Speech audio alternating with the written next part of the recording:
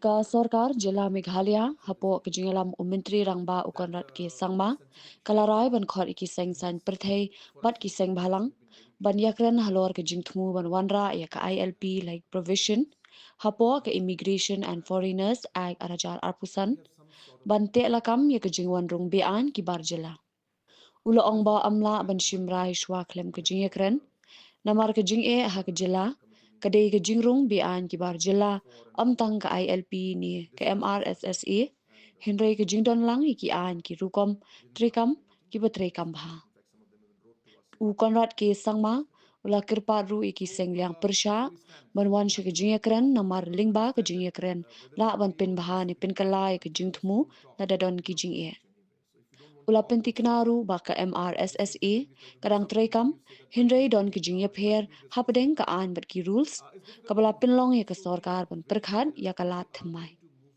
ula banjur ba ka sorkar kadang wa lat bat kijing ye kren bat baro shwa ban rai ka nu ka sinjam ban te la kam ye kijing rung be an ki barjela Number one, it would be incorrect for us to jump to any conclusion without actually seeing the content and the entire mechanism of how we would move forward in this. So it's quite strange to see that without even knowing what is going to be put in there, or what you just simply say, oh, we oppose it because the government of Meghalaya is proposing it, and we are opposition, so we'll oppose everything the government says. I think that's not the kind of mindset with which we can work or which we should work with. We should be working towards resolving the problem and playing a constructive role as an opposition. Now, having said that, what is our issue? Our issue is the illegal immigration.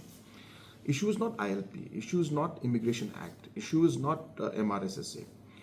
I keep repeating our issue is illegal immigration, and therefore we need laws, we need mechanisms to check it. And I think the focus of political parties and organizations should be towards achieving that. And therefore, we're not saying that what we propose is going to be right. We could be, wrong, or we would be missing out something. That's fair. But I guess we can only reach that conclusion if we are able to have a dialogue and if we talk to each other. And therefore, what Deputy CM had said that time was something that we are intending to do. We're trying to work towards it. We're trying to move forward and see and explore whether that is a possibility. Because when you try to do one part, then government of India will say, well, this is possible, but this is not. If we try to do something else, and the public says, well, we don't, accept this one. So we're trying to find a balance and a way in which we are able to get government of India also on board, and we're able to get the public also and the organization, civil society on board, and achieve the final goal of being able to have a system and a mechanism in place to check illegal immigration. And I think that is really what the objective is. So therefore, you may say this, but if I were to ask you the question, which particular clause or which particular part of this proposal are they objecting? There's no answer because there is no written proposal yet. So therefore, even to oppose, one has to understand what are you opposing. So what is the mechanism? So we need to discuss this. So we will be, of course, calling political parties, we'll be calling organizations to discuss this issue. And obviously only after getting a full clarity on everything and explaining to everybody how we plan to go forward with this and getting a sense of consensus from everybody, then only we'll try to move forward. But we've just started exploring.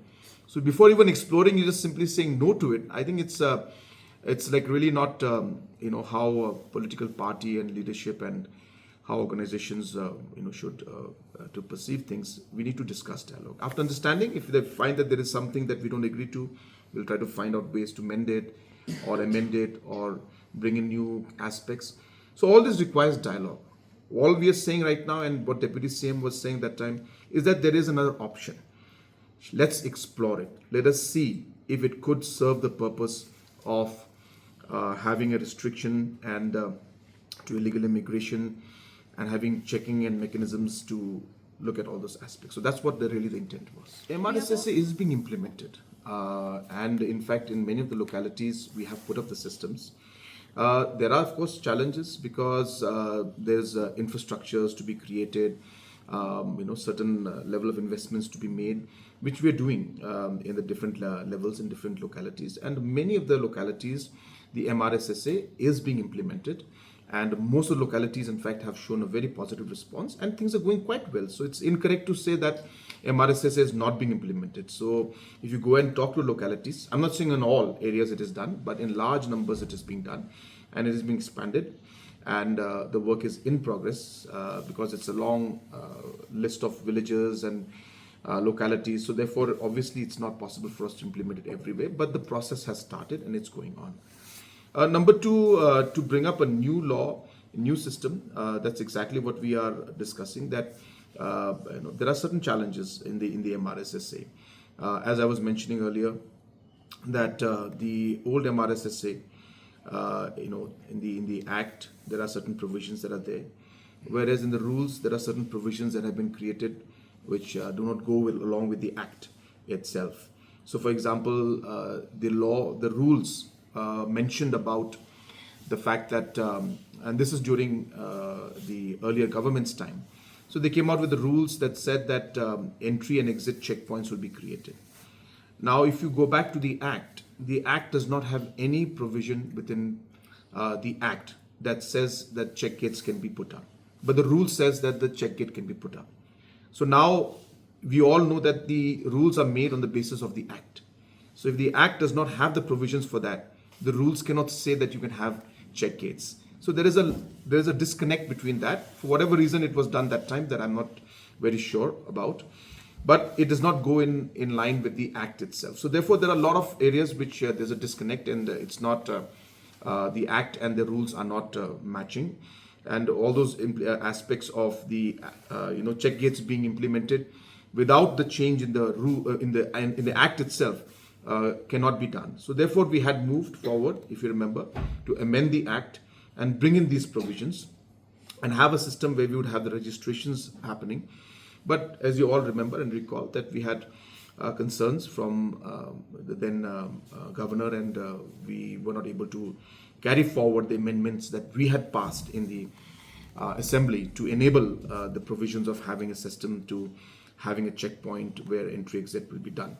So therefore, those challenges are still there, and we were hoping that through this immigration procedure, is there an option in which we can look into the aspect of this and see if some provisions can be used to enable us as a state government to have that mandate to look into the checking points. So we feel that we need to discuss this, and that's why we are discussing these aspects. Obviously, it will involve many stakeholders. We'll talk to everybody, political parties, organizations, and everybody, and see how we can achieve that mandate.